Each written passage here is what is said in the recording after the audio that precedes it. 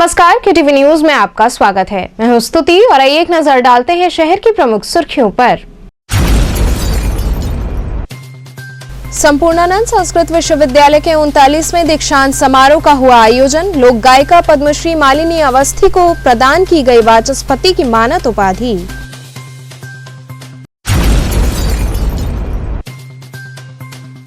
बरेका सहित अन्य टीकाकरण केंद्र पर 15 से 18 वर्ष तक की आयु हेतु कोविड का टीका लगना हुआ प्रारंभ।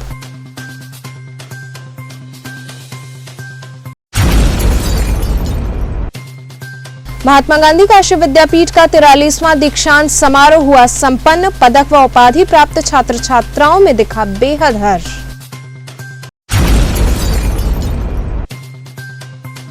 और विश्वनाथ गली के उजाड़े गए दुकानदारों ने भिक्षाटन कर जताया विरोध। और अब खबरें विस्तार से। संपूर्णानंद संस्कृत विश्वविद्यालय के 39वें दीक्षांत समारोह में लोक गायिका पद्मश्री मालिनी अवस्थी को वाचस्पति की मानद उपाधि प्रदान की गई। वहीं इस वर्ष विश्वविद्यालय ने 15,520 विद्यार्थियों को उपाधि व प्रमाण पत्र प्रदान किया। प्राच्य विद्या के सिद्धपीठ के रूप में संपूर्ण विश्व में ख्याति प्राप्त संपूर्णानंद संस्कृत विश्वविद्यालय के 39वें दीक्षांत समारोह का आयोजन किया गया।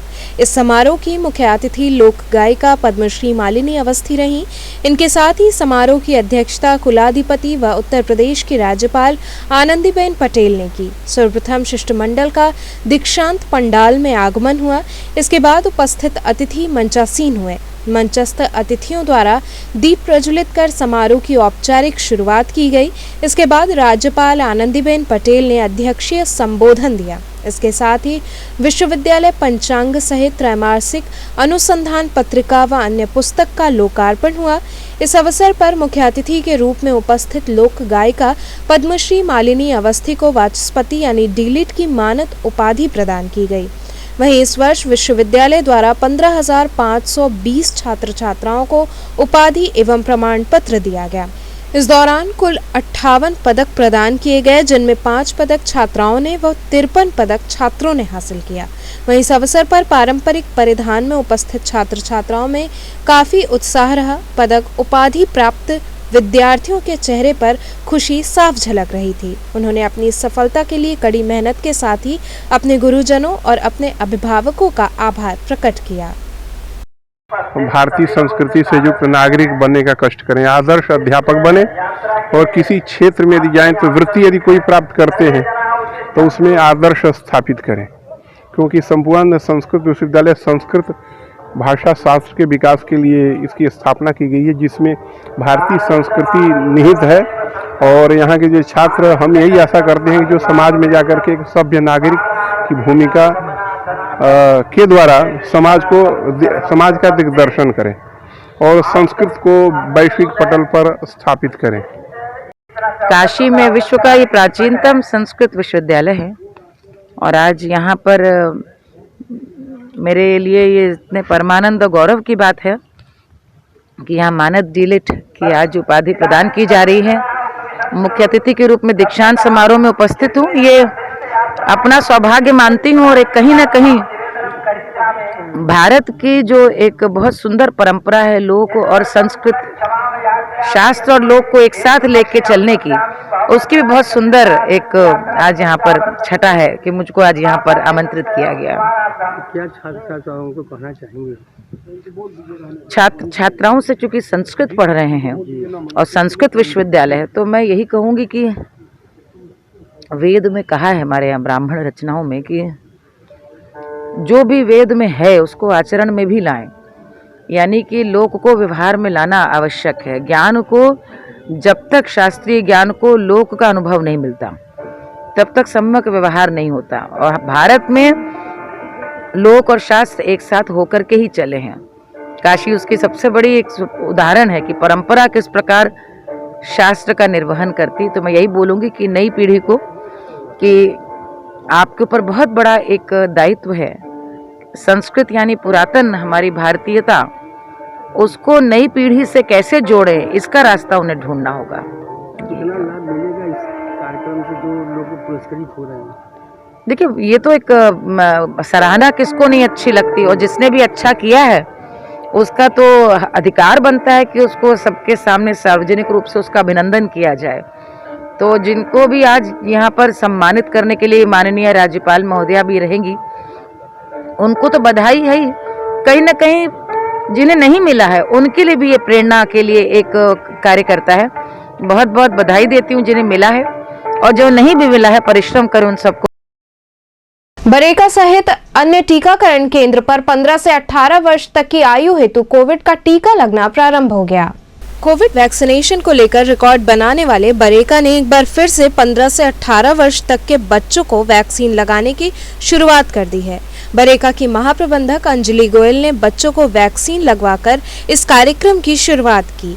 इस अवसर पर पत्रकारों से बातचीत करते हुए बरेका की महाप्रबंधक अंजलि गोयल ने बताया कि आज से बरेका के कर्मचारी क्लब में 15 से 18 वर्ष तक के बच्चों को वैक्सीन लगाने की शुरुआत हो गई है, जो अनवरत चलेगी। उन्होंने बताया कि हम पहले अपने कारखाने के 1600 से ज्यादा बच्चों को वैक्सीन लगवाएंगे, इसके बाद बाहर के लोगों को भी वैक्सीन लगेगी। वहीं कोरोना का टीका लगवा रहे बच्चों ने भी मीडिया से बात करते हुए सरकार को धन्यवाद दिया और कहा कि हम सबको बढ़ चढ़कर इस वैक्सीनेशन में हिस्सा लेना चाहिए ताकि हम कोरोना के संक्रमण को खत्म करने में अपने देश की मदद कर सकें। हमारा जो वैक्सीनेशन सेंटर है वाकई में उन्होंने बहुत लोगों को टीका लगाया है, सबसे हाईएस्ट लगाया बनारस में, और हमें पूरा सपोर्ट मिल रहा है सेंट्रल गवर्नमेंट का भी, स्टेट गवर्नमेंट का भी। वैक्सीन का भी अच्छा फ्लो है। अब हमने पूरी तैयारी करनी है कि बच्चों का भी शुरू कर देंगे, आज से शुरू हो चुका है और सारे बच्चों को उत्साहित किया गया। पहले तो हम अपने बरेका परिवार के अपने बच्चे, फिर बाहर के बच्चे भी आते रहेंगे जैसे जैसे रजिस्टर होंगे। तो मुझे पूरी उम्मीद है कि जो भय है कि ओमिक्रॉन और कोविड अब बच्चों में ज़्यादा फैल रहा है, वो हम पूरी तरह से वैक्सीनेशन के थ्रू ठीक कर पाएंगे। मैं देख रही हूँ कि बच्चे लगवा रहे हैं, खुशी खुशी भी लगवा रहे हैं, थोड़ा सा डर भी है। तो दोनों चीज़ों को हम लोग एड्रेस करेंगे, उनको प्रोत्साहित करेंगे। और मेडिकल टीम मेरी बहुत बढ़िया है, सारे डॉक्टर्स भी तैनात हैं, नर्सेज भी तैनात हैं। तो हमें पूरी उम्मीद है कि जहाँ तक हो सके हम फिर से सबसे ज़्यादा वैक्सीनेशन कर पाएंगे बच्चों का।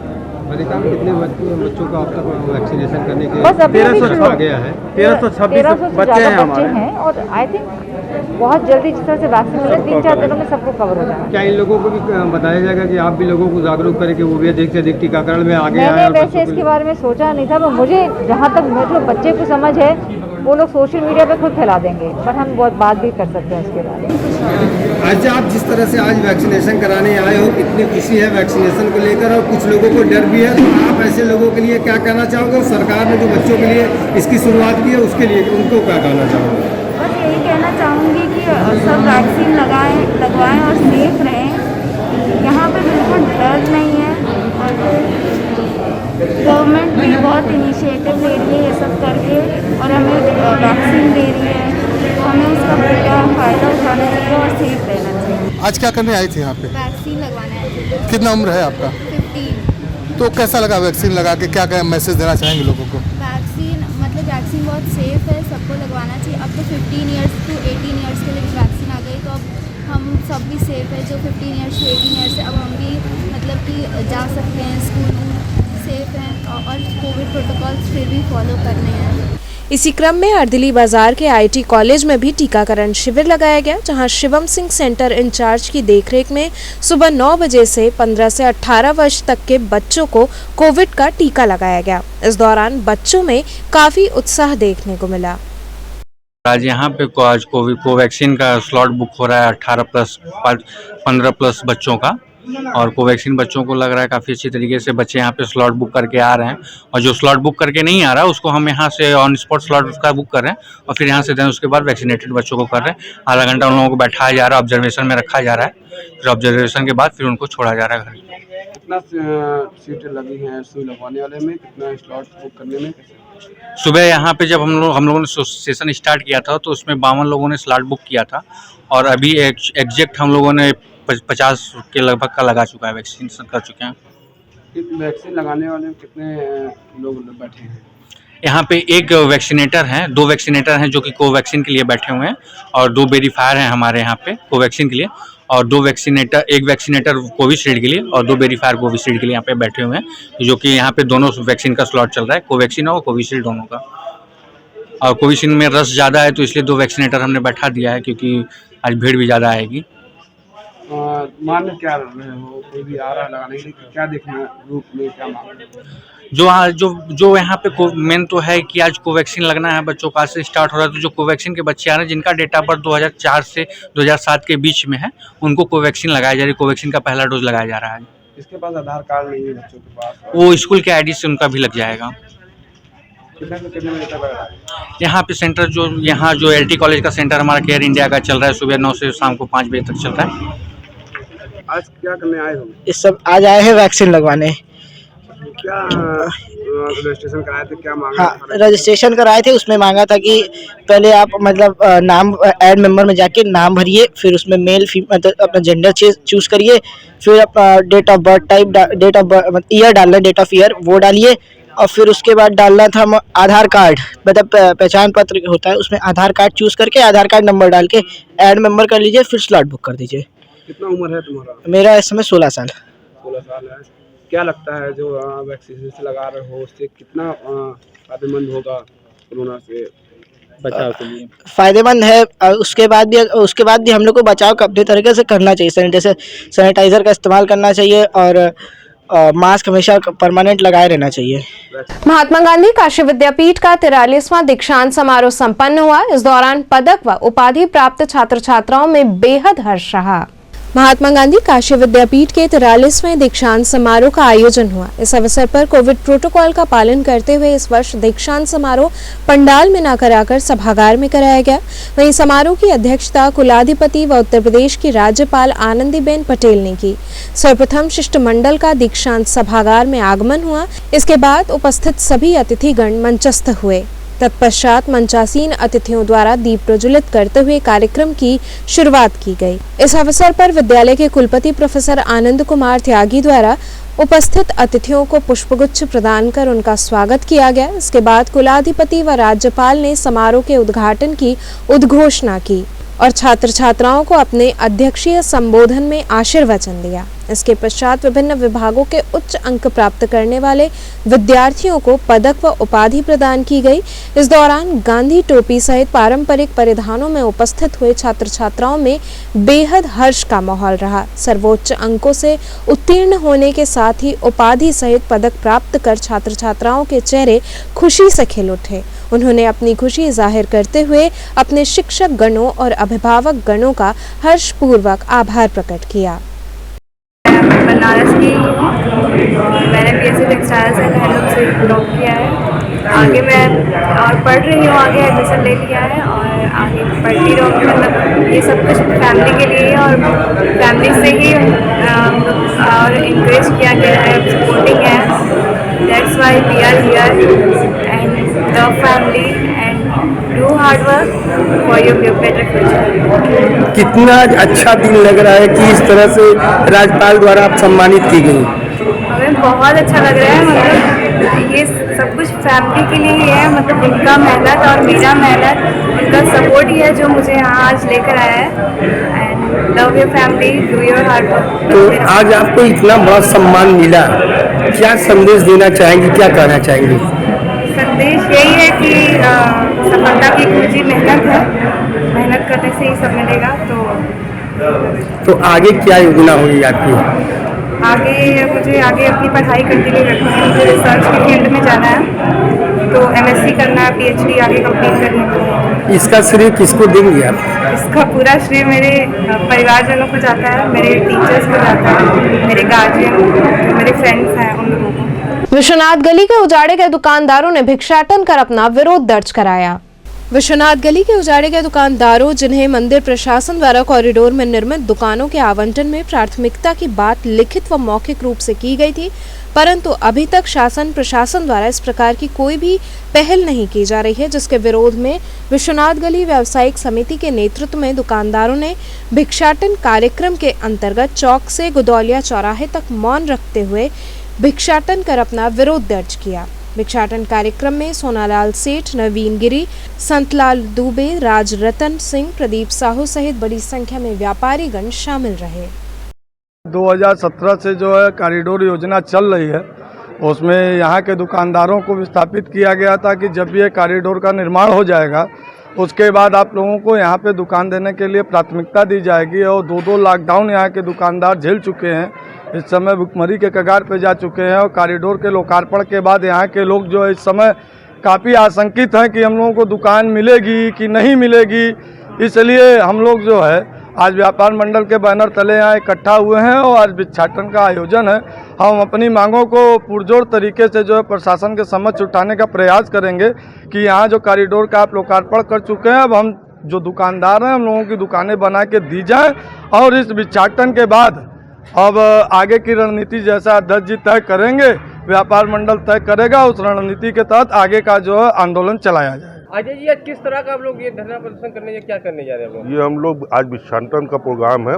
सारे व्यापारी जो कमिश्नर साहब से बात हुई थी कि आप लोगों को पहले प्राथमिकता दी जाएगी, उसी सिलसिले में अभी तक कोई बात हुई नहीं, तो इसीलिए आज हम लोगों ने भिक्षाटन का प्रोग्राम रखा है सारे व्यापारियों के साथ। आप लोग की सुनवाई नहीं होगा तो फिर उसके बाद क्या करेंगे? आगे की सुनवाई नहीं होगी तो व्यापारी मजबूर होंगे। जो समझ में आएगा, हो सकता है धरना पे बैठे, हो सकता है आत्मदाह करें, हो सकता है कमिश्नर के निवास पे जाके भीख मांगे। बीएचयू स्वतंत्रता भवन में काशी सार आर्किटेक्ट्स मीट का आयोजन हुआ। ऐतिहासिक एवं सांस्कृतिक विरासत वाले शहरों में नवनिर्माण से संबंधित परिचर्चा का आयोजन स्वतंत्रता भवन काशी हिंदू विश्वविद्यालय के परिसर में किया गया। कार्यक्रम के विशिष्ट अतिथि पर्यटन एवं धर्मार्थ कार्य मंत्री उत्तर प्रदेश शासन डॉक्टर नीलकंठ तिवारी ने उद्घाटन सत्र को संबोधित किया। उन्होंने काशी के पुरातन इतिहास का जिक्र करते हुए इसकी प्राचीनता के विषय में बताया। उन्होंने प्रधानमंत्री के दिशा निर्देश में मुख्यमंत्री द्वारा काशी के नवनिर्माण हेतु जो भी कार्य किए गए हैं उसका जिक्र करते हुए ऐतिहासिक एवं सांस्कृतिक विरासत वाले शहरों के उचित एवं समग्र विकास के प्रति उत्तर प्रदेश सरकार की प्रतिबद्धता जताई। वहीं काउंसिल ऑफ आर्किटेक्चर की उपाध्यक्ष सपना ने सांस्कृतिक विरासतों के महत्व के बारे में बताया। उन्होंने कहा कि सांस्कृतिक एवं ऐतिहासिक विरासतों के संरक्षण हेतु जनजागृति सबसे ज्यादा महत्वपूर्ण है। कार्यक्रम के मुख्य अतिथि कैबिनेट मंत्री प्राविधिक शिक्षा उत्तर प्रदेश शासन जितिन प्रसाद ने दूरस्थ माध्यम से अपनी शुभकामनाएं प्रेषित की। विशेष सचिव प्राविधिक शिक्षा उत्तर प्रदेश शासन सुनील चौधरी ने धन्यवाद ज्ञापित किया। मैम, किस तरह का आयोजन हो रहा है यहाँ पे और क्या है ये एक आर्किटेक्ट्स मीट है, वास्तुविद का एक सम्मेलन है। काशी में किया गया है क्योंकि काशी विश्वनाथ कॉरिडोर को यहाँ पर शोकेस करने के लिए हमने देश के सब कोनों से आर्किटेक्ट्स को बुलाया है और स्टूडेंट्स ऑफ आर्किटेक्चर को बुलाया है, जो कि यहाँ पर आकर ना कि केवल काशी देखें बल्कि जो हमारी सिटीज़ हैं, बाकी जो हमारे शहर हैं, जो एक बहुत ही रिच धरोहर है हमारी, उनको कैसे एक रिजुविनेशन करना है, उस पे मंथन के लिए ये आज एक मीट आयोजन किया गया। कितने दिनों का कार्यक्रम है और आज के कार्यक्रम का उद्घाटन किसने किया? ये बेसिकली 2 दिन के लिए है। आज के दिन में हम लिए मंथन है और कल सारा साइट विजिट है। काशी विश्वनाथ धाम जाएंगे सब लोग और सारनाथ जाएंगे, तो एक जो काशी की एक रिच परंपरा है और जो उसको देखेंगे भोगेंगे, तो ये 2 दिन का ही कार्यक्रम है। और आज का कार्यक्रम में हमारे चीफ गेस्ट तो हमारे खुद के मंत्री, टेक्निकल एजुकेशन के मंत्री श्री जितिन प्रसाद थे, जो कि आ नहीं पाए क्योंकि उनकी कुछ व्यवस्था रही, तो उन्होंने ऑनलाइन रहकर इसको हमको इस आयोजन के लिए कंग्रेचुलेट किया। और जो यहाँ के जहाँ पर जो टूरिज़्म मंत्री हैं नीलकंठ जी, वे खुद आए और उन्होंने दीप प्रज्वलन करके इसको शुभारंभ किया इसका। कितने जगह से यहाँ पे विद्यार्थी और जो है ऑनलाइन लोग जुड़े हुए हैं? ऑनलाइन तो यूट्यूब पे चल रहा है, तो कोई भी देख सकता है पूरे भारत में इसको। हाँ, और वैसे काउंसिल ऑफ आर्किटेक्चर के सब मेंबर्स यहाँ आए हुए हैं ऑलमोस्ट, जो कि हर प्रांत से एक होता है, तो करीबन 52 हमारे यहाँ तकरीबन मेंबर्स हैं, तो उनमें से काफ़ी लोग यहाँ पर मौजूद हैं। तो आप ये बिल्कुल सेफली कह सकते हैं कि पूरे भारत से यहाँ पर वास्तुविद आए हुए हैं। देखिए, बनारस में जो हम लोगों ने ऐतिहासिक कार्य किया है माननीय प्रधानमंत्री जी के नेतृत्व में और ऑनरेबल चीफ मिनिस्टर के मार्गदर्शन में, तो यहाँ पे एक बहुत बड़ा व्यापक चेंज आया है। और इसको हम लोग चाहते हैं कि जो आर्किटेक्ट्स हैं, जो स्कल्पटर्स हैं, उनको ये दिखाया जाए, ये शेयर किया जाए, ताकि जिस कोर्स पे हम लोग आगे बढ़े हैं आत्मनिर्भर भारत की ओर, उसकी संकल्प को बढ़ाने के लिए हम लोग को हिस्ट्री ट्रेडिशन को साथ साथ आगे आने वाले भविष्य को जोड़ के किस प्रकार से कार्य करना है उसकी एक रूपरेखा बने, उसका जो एक जीता जागता मिसाल यहाँ पे आज खड़ा हुआ है उसको हम लोग को दिखाएं, बनारस की संस्कृति से सबको रूबरू कराएं। और हम लोग की ये मंशा है कि इसको एक हम लोग सीरीज़ ऐसा बनाएं कि हर साल या हर 2 साल पे इस तरीके का कॉन्फ्रेंस करें जिसमें आर्किटेक्ट्स, प्लानर्स सबको एक जगह जोड़ के हमारे जो शहर जो नए तरह से निर्माण किए जा रहे हैं और पुराने शहर जिनको कि हम बना रहे हैं उनकी ऐतिहासिक धरोहर को, उसकी संस्कृति को कैसे जोड़ते हुए आगे बारे में प्लान करना है, उसके लिए एक बहुत बढ़िया प्लेटफॉर्म क्रिएट किया जाए। आज उसी सीरीज़ में ये पहला किया गया है जिसमें देश भर के आर्किटेक्ट्स, स्टूडेंट्स, फैकल्टी के लोग, इस क्षेत्र से जो स्टेक होल्डर्स हैं वो लोग सब लोग जोड़ के आज इस पे विचार विमर्श करेंगे। एक एग्जीबिशन भी रहेगा और आगे हम लोग की कोशिश है कि इसकी पेपर्स भी ऑर्गेनाइज किए जाएं ताकि एक बहुत अच्छे माहौल में इन सब चीज़ों पर चर्चा हो और एक पर्पस डिफाइन करते हुए हम लोग आगे बढ़ सकें। आज इस मंच से इंटरनेशनल लेवल पे अगर बात की जाए तो क्या संदेश जाएगा, अंतर्राष्ट्रीय स्तर पे क्या संदेश जाएगा आज? अंतर्राष्ट्रीय स्तर पे ये संदेश जाएगा कि जब ये देश आगे बढ़ रहा है जिस प्रकार से, उसमें हम लोग हिस्ट्री और ट्रेडिशन को टेक्नोलॉजी से जोड़ते हुए किस प्रकार से आगे अपनी बात को रख रहे हैं, उस बारे में ये देश बहुत विज्ञ है और बहुत मजबूती से इसको कार्य कर रहा है। ये मैसेज जाना चाहिए। सर अगर बात करें बनारस की तो बनारस की जो सड़कें हैं हमेशा जाम से जुड़ी, तो इस पर क्या नया आपके इस मंथन से निकल के आएगा कि इससे कैसे निदान पाए? देखिए, बहुत सारी जो प्लानिंग होती थी वो इंजीनियरिंग लेवल पे तय हो जाती थी। निकट भविष्य में और हम लोगों ने पीछे इस पर काफ़ी कुछ काम किया है कि अर्बन प्लानर्स जो है और जो टाउन प्लानर्स जो है वो इस भूमिका को अब ज़्यादा बखूबी से निभा पाएंगे। ऐसी व्यवस्था भारत सरकार ने किया है ministry of housing urban planning के थ्रू। तो अब इसको हम लोग आगे इस तरह से बढ़ा रहे हैं कि जो रोड्स वगैरह की प्लानिंग होगी, जो इंटरसेक्शंस होंगे, किस प्रकार से उसका डेवलपमेंट होना चाहिए, उसमें प्लानर्स की भूमिका को बढ़ाई जाएगी। निश्चित रूप से फिर बेटर प्लानिंग देखने में आएगा। समाज सेवी संगठन द्वारा चौक थाना अध्यक्ष शिवाकांत मिश्रा को उनकी उत्कृष्ट कार्यशैली हेतु सम्मानित किया गया। चौक थाना अध्यक्ष शिवाकांत मिश्रा को समाज सेवी संगठन के लोगों द्वारा सम्मानित किया गया। इस दौरान समाज सेवी ब्रिजेश निगम व अरुण कुमार मिश्रा ने थाना परिसर में पहुंचकर उनका माल्यार्पण कर व अंगवस्त्रम प्रदान कर उनके कार्यों की सराहना की। उन्होंने बताया कि जिस तरह से विश्वनाथ धाम में बढ़ती हुई भीड़ को उन्होंने व्यवस्थित किया, जिस प्रकार उन्होंने हर वर्ग का ध्यान रखते हुए व्यवस्थाएं संभाली, वो काफी सराहनीय है। इनके कार्यों से हम लोग काफी प्रसन्न हैं और इसीलिए आज इनका सम्मान कर रहे हैं। आज किस तरह का सम्मान किए आप इनका?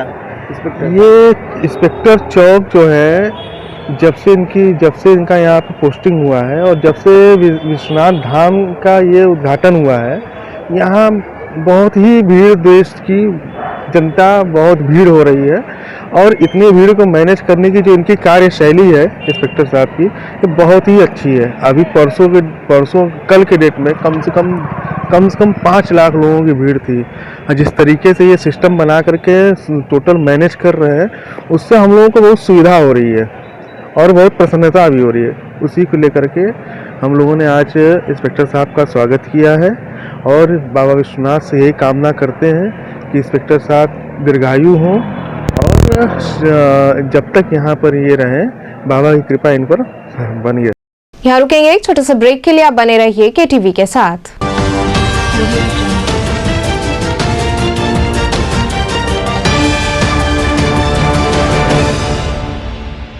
खबरों से जुड़े रहने के लिए हमारे चैनल KTV वाराणसी को सब्सक्राइब करें और लेटेस्ट अपडेट्स के लिए बेल आइकन को प्रेस करें।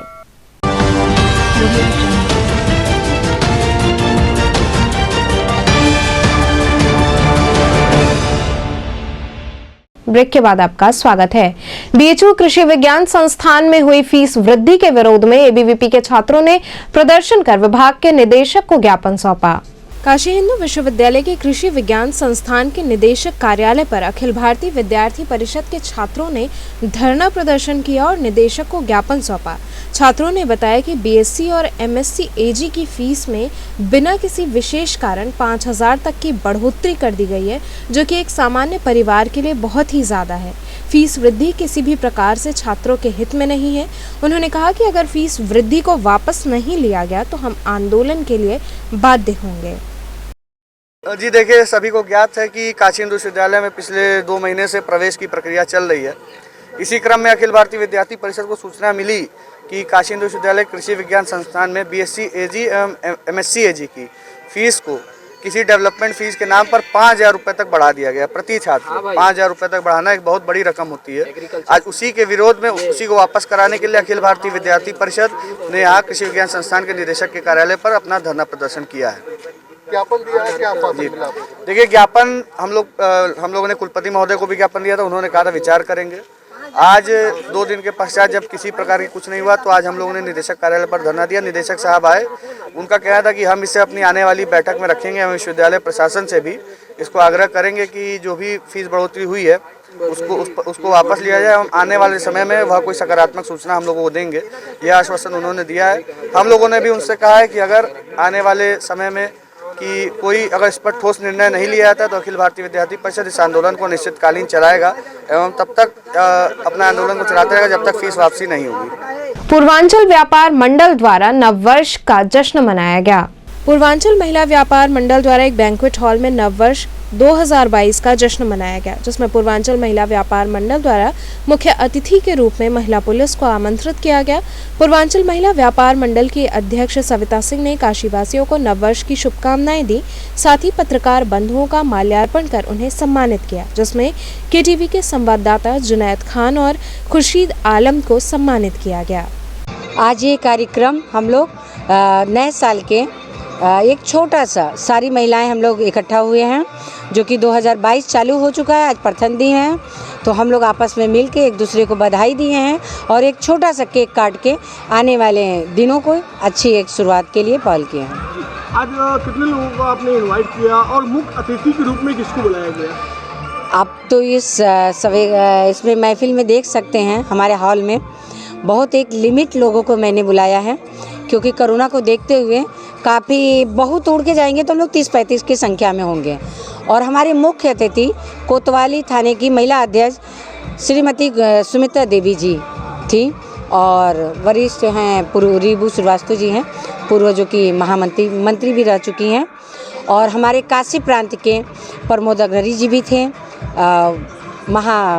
महामंत्री सन्नी जौहर जी भी हैं और शुभम जी भी हैं। बहुत सारे लोग हमारे यहाँ पे आए हुए हैं। आज मेन क्या मतलब कि नए वर्ष को लेकर जिस तरीके से हर जगह सेलिब्रेट हुआ है, तो यहाँ पे किस तरीके से सेलिब्रेट किया गया और किस तरीके से इंतजाम रखा गया? देखिए, ये सेलिब्रेट हम लोग नहीं किए हैं, हम लोग मिल के एक आने वाले साल की शुरुआत किए हैं। एक अच्छी महिला शक्ति हम लोग दिखा सके समाज में, संगठन को अपने आप को दिखा सकें और संगठन को इतनी मजबूत बनाना है कि बनारस में काशीवासियों में हर कहीं किसी क्षेत्र में किसी भी भाई बहन को हम लोगों की ज़रूरत है तो वहाँ हम लोग इकट्ठा होंगे और दिखाएंगे। और ये हम लोग सेलिब्रेट नहीं किए हैं, बस एक छोटा सा चाय पे रख लीजिए या केक का रख लीजिए, बस छोटा सा वो। ये कार्यक्रम नव वर्ष के उपलक्ष्य में रखा गया है और कोरोना जिस तरह से बढ़ता जा रहा है, धीरे धीरे अपने पाँव पसार रहा है और इसी को देखते हुए हमने ज़्यादा संख्या में लोगों को नहीं बुलाया है, कम संख्या में बुलाते हुए छोटा सा प्रोग्राम रखा गया है ताकि साल शुरू जो हो रहा है हम बहनों के लिए भी ये सारा वर्ष अच्छे से बीते और आगे आने वाला वर्ष इसी तरह से हर्ष और उल्लास के साथ बीते उनका। दक्षिण मुखी गुढ़े हनुमान जी का भव्य श्रृंगार किया गया। विशेषरगंज स्थित दक्षिण मुखी गुढ़े हनुमान जी के भव्य वार्षिक श्रृंगार का आयोजन किया गया। इस अवसर पर पूरे मंदिर प्रांगण को भव्य रूप से सजाकर बाबा को मिष्ठान का भोग लगाया गया। बड़ी संख्या में उपस्थित भक्तों ने प्रसाद ग्रहण किया। वहीं नामचीन कलाकारों द्वारा देर रात तक भक्ति गीतों की प्रस्तुति की गई। कार्यक्रम में प्रमुख रूप से प्रतीक गुप्ता, अलखनाथ गोस्वामी, अजय यादव, अशोक सेठ, ओम किशोर चौरसिया सहित बड़ी संख्या में क्षेत्रीय लोग उपस्थित रहे। किस तरह का आज यहाँ कार्यक्रम चला है? हर साल की भांति इस बार भी हम लोग पूरे व्यापार मंडल विशेषरगंज भैरवनाथ व्यापार मंडल के सौजन्य से हम लोग एक कार्यक्रम, सांस्कृतिक कार्यक्रम और भजन विशाल भंडारे का आयोजन किया जाता है साल के पहले रविवार को।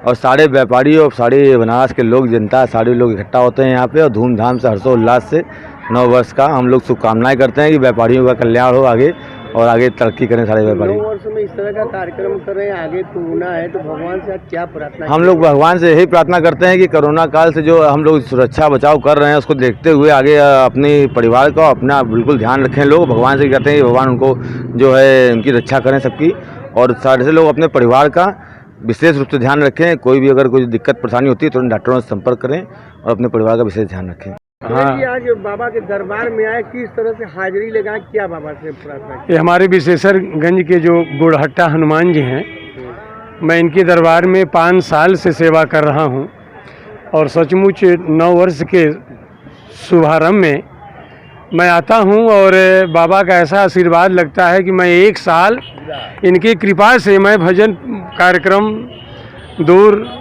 और बहुत जगह बनारस में कई जिलों में मैं जाता हूं और बहुत बड़ा आशीर्वाद लगता है हनुमान जी का। कौन सा भजन आप सुनाएंगे? मैं एक भजन सुना रहा हूं कि जो सचमुच इनकी महिमा और इनका कृपा सब देवतों में अलग है, तो मैं वहीं एक गीत सुना रहा हूं। दुनिया में देव हजारों हैं, बजरंग बली का क्या कहना। दुनिया में देव हजारों हैं, बजरंग बली का क्या कहना। इनके शक्ति का क्या कहना, इनके भक्ति का क्या कहना। दुनिया में देव हजारों हैं, बजरंग बली का क्या कहना। दुनिया में देव हजारों हैं, बजरंग बली का क्या कहना। बिल्डर एग्रीमेंट के तहत फर्जी मुकदमा दर्ज कराए जाने के संदर्भ में पुलिस कमिश्नर से न्याय की गुहार लगाई गई। बिल्डर एग्रीमेंट के तहत फर्जी तरीके से एफआईआर कराए जाने के संदर्भ में आशीष कुमार गुप्ता व अन्य ने पुलिस कमिश्नर से गुहार लगाई। इस दौरान आशीष कुमार गुप्ता ने बताया कि 2013 में उन्होंने व उनके चाचा ने बिल्डर एग्रीमेंट किया था, जिसमें 2 साल में उसे पूरा होना था, लेकिन 2018 तक कार्य नहीं हुआ तो हमने कानूनी तौर पर कार्य रुकवा दिया। इसके बाद बिल्डर ने सिविल जज सीनियर डिवीजन के यहाँ वाद दाखिल किया, वहाँ पर वो वाद हार गया। कोर्ट ने उसके एग्रीमेंट को निरस्त कर दिया। इसके बाद उसने जिला जज के यहाँ अपील की और अपील भी वापस ले ली और अब यह सारे तथ्य पुलिस विभाग को छुपाते हुए उसने फर्जी तरीके से एफआईआर कराया है। उन्होंने आरोप लगाया कि बिल्डर अपनी पहुंच का फायदा उठाते हुए कोतवाली थाने के मामले को कैंट थाने में दर्ज कराया है। मामला बिल्डर एग्रीमेंट से संबंधित है और फर्जी एफआईआर बिल्डर द्वारा कराया गया है, जबकि मामला कोर्ट में वो हार चुका है सिविल कोर्ट में, और दीवानी प्रकृति के मामले को उसने जो है कोतवाली थाने के मामले को कैंट थाने में अपने राजनीतिक पहुंच और उससे जो है दर्ज कराया है फर्जी तरीके से। दीवानी के मामले को हारने के बाद जो है वो फर्जी तरीके से पुलिस में एफआईआर हम लोगों के खिलाफ दर्ज कराया है। सारे तथ्यों को पुलिस विभाग को बरगला करके छुपा करके उसने जो है एक फर्जी एफआईआर हम लोगों के खिलाफ दर्ज कराया है। मामला क्या था? मामला ये था कि 2013 में हमने और हमारे चाचा लोगों ने एक एग्रीमेंट बिल्डर एग्रीमेंट किया था, जिसे कि 2015 में 2 साल में कंप्लीट हो जाना था। लेकिन जब 2018 तक उसने किसी काम को कंप्लीट नहीं किया तो हम लोगों ने कानूनी कार्रवाई के जरिए काम को उसके रोक दिया। इसके बाद वो बिल्डर एग्रीमेंट को इन्फोर्स करने के लिए माननीय सिविल जज सीनियर डिवीजन के उसने वाद दाखिल किया। वहाँ पर वो वाद हार गया, कोर्ट ने उसके एग्रीमेंट को निरस्त कर दिया। उसके बाद उसने जिला जज के यहाँ अपील की, जहाँ उसने अपील भी वापस ले ली। इन सारे तथ्यों को उसने छुपाते हुए पुलिस विभाग से हम लोगों के खिलाफ एक फर्जी एफआईआर कैंट थाने में दर्ज कराया है, जबकि मामला कोतवाली थाने का है। आज आप लोग किससे मिले हैं? आज हम लोग पुलिस कमिश्नर साहब से मिलने आए थे और उन्होंने इन सारे चीज़ों का संज्ञान लिया और इसको देख करके उन्होंने आश्वस्त किया है कि आप लोगों के साथ अन्याय नहीं होगा और प्राथमिकी को विवेचना करके स्पंज कराया जाएगा। जनवादी जनक्रांति पार्टी द्वारा जनपद चंदौली मुगलसराय में भाजपा हटाओ प्रदेश बचाओ कार्यक्रम आयोजित हुआ। जनपद चंदौली मुगलसराय स्थित एक विद्यालय के मैदान में भाजपा हटाओ प्रदेश बचाओ नामक कार्यक्रम का आयोजन हुआ। जनवादी जनक्रांति पार्टी द्वारा विशाल जनसभा की गई। इस दौरान मुख्य अतिथि डॉक्टर संजय सिंह चौहान राष्ट्रीय अध्यक्ष जनवादी जनक्रांति पार्टी रहे। वहीं विशिष्ट अतिथि के रूप में रामअचल राजभर पूर्व कैबिनेट मंत्री मौजूद रहे। इस कार्यक्रम में बड़ी संख्या में कार्यकर्ता शामिल हुए।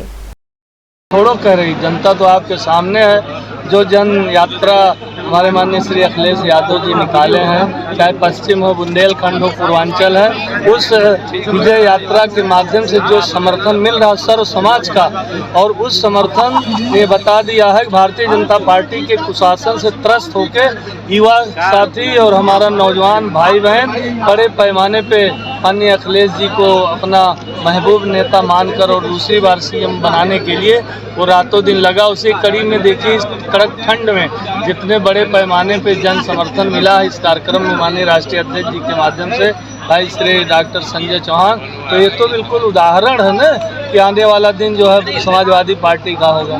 बहन मायावती जी के साथ भी आप काफ़ी समय तक काम कर चुके हैं। चुनाव को लेकर के उन्होंने भी कहा है कि हम ताकतवर तरीके से रह रहे हैं और उनकी सरकार बनने जा रही है। इस तरह के भी प्रयास कराए जा रहे हैं कि कहीं ना कहीं पोस्ट पोल अलायंस भी हो सकते हैं उनके।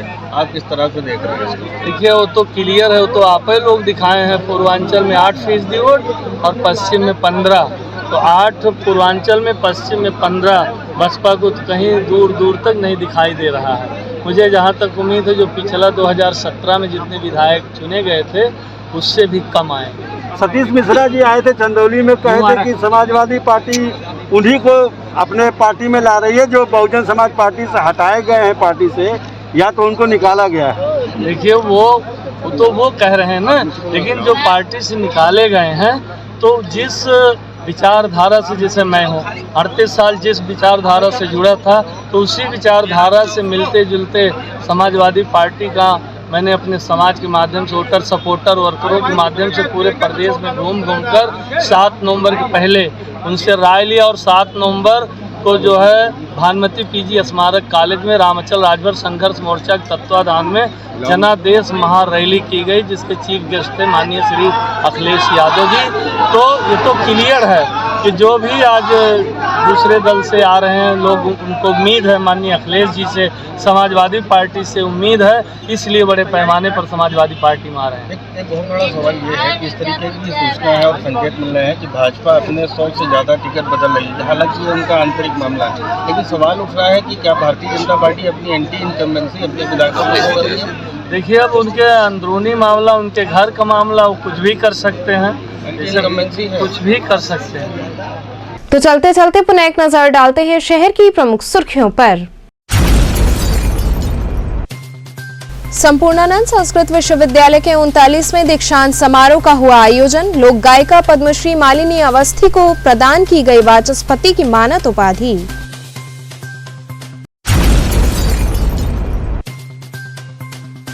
बरेका सहित अन्य टीकाकरण केंद्र पर 15 से 18 वर्ष तक की आयु हेतु कोविड का टीका लगना हुआ प्रारंभ।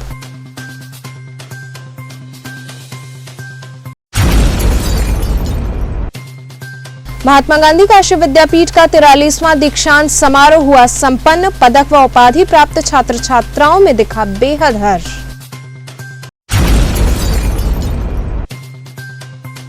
और विश्वनाथ गली के उजाड़े गए दुकानदारों ने भिक्षाटन कर जताया विरोध। तो ये थे आज के समाचार। कल फिर होगी मुलाकात, तब तक के लिए नमस्कार।